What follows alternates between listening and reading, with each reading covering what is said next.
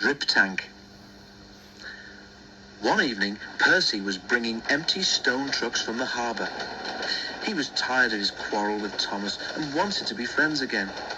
He had had a good day and was feeling extra pleased with himself.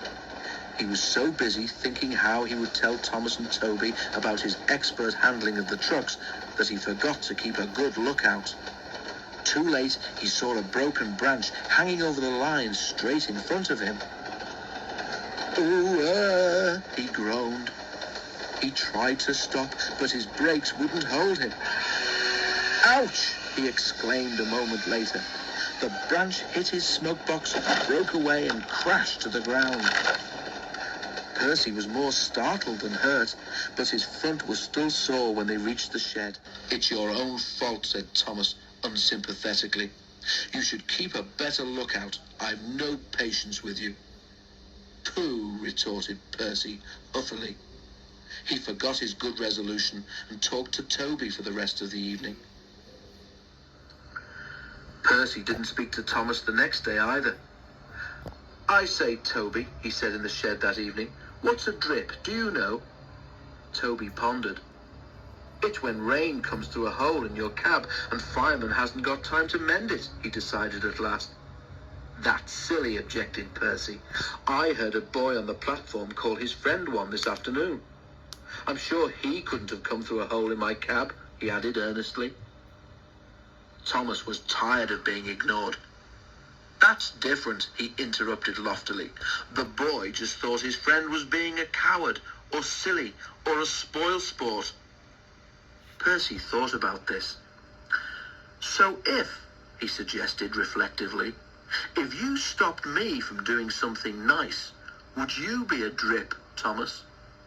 "You're the drip," answered Thomas crossly. "Now go to sleep like a sensible engine and stop talking nonsense." Percy was offended. Instead of going to sleep, he became even more determined to pay Thomas out. Next day, Henry's train was late at the junction. When Thomas set out along the valley, he was trying to make up for lost time. Suddenly, there was a loud bang, and something hard hit the bottom of his left-hand water tank. "Ouch!" exclaimed Thomas and stopped. As he did so, he felt water splashing cold against his wheels. "One of your side rods has broken," said his driver. "It's swung up and punctured your tank. We'll have to get help." At Farquhar, Percy was shunting. The station master came up. "Leave those trucks, please, Percy," he said. "Thomas has got a hole in his water tank. There's water dripping everywhere, and he can't get home on his own."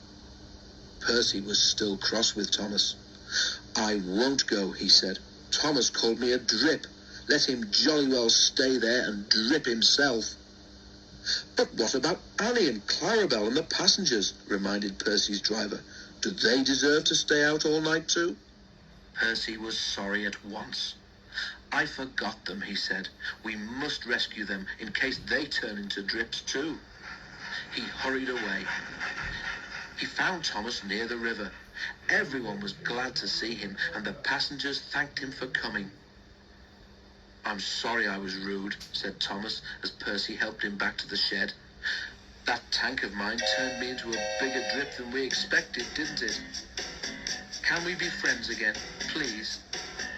Percy was delighted to agree.